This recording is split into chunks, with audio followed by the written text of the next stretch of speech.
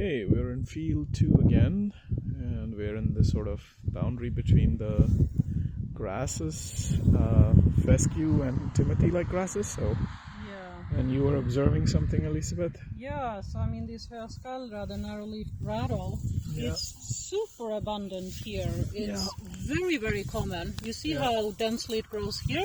Yeah. And that's the way it looks when you look out over the field here. Yeah. And I don't remember seeing them last year because when we let the cows in, these would have been flowering, so Yeah. they wouldn't have been so early in the life stage that Yeah. you wouldn't notice them at all. Yeah. So either they've really taken over very fast, or we just didn't notice them last year. So I'm quite surprised at how abundant they are. Yeah, and the red fescue is really moving further this way because last year they were not as dominant here. No, Right. it was more herby last year. And we we see have the some green thistle patch patches. there because we had a watering station there, and Yeah. and they sort of compacted a lot. And we have grasses coming up here, Yeah, and some clover. some clover. Yeah, and it's really uneven on the ground from there, Yeah, walking around here. so it makes quite a big difference how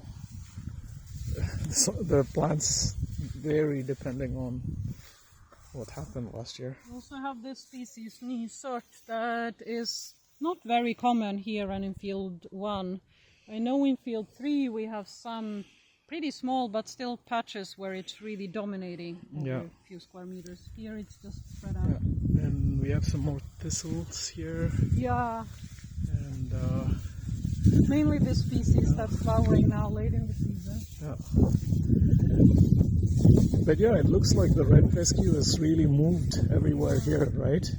Oh, and a bit of Gallium album here that flowered in white earlier in the season.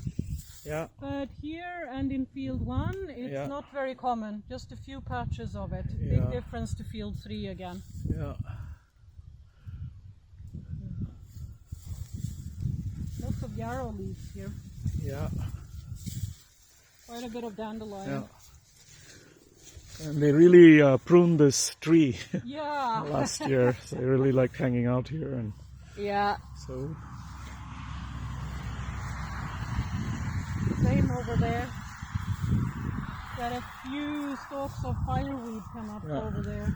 some more nitrogen fixers here. Yeah, that's the Visia kraka.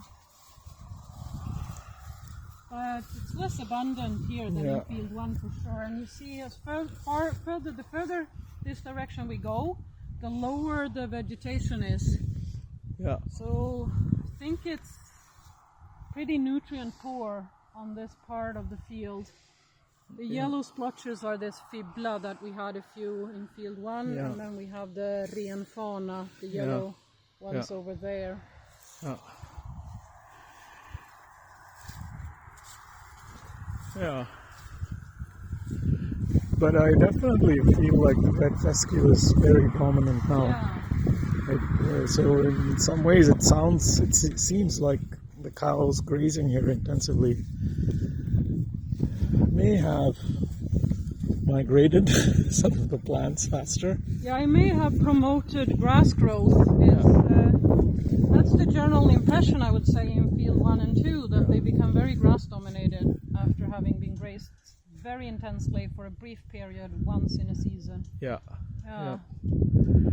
Yeah. Let's go to field 3. Yep. Yeah.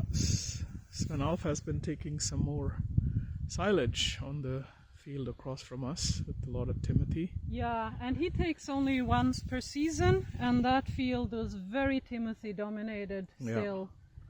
Some Yeah. clover in it. And our field, on the other hand, was only planted with seeds like 8 to 10 years ago, right? Yeah, whereas this field And- is more like 5 years Yeah. ago. And our pollinator population that it can carry is insanely high Yeah, because of all the flowering plants. yeah. All right. That's the long summary of field 1 and field 2.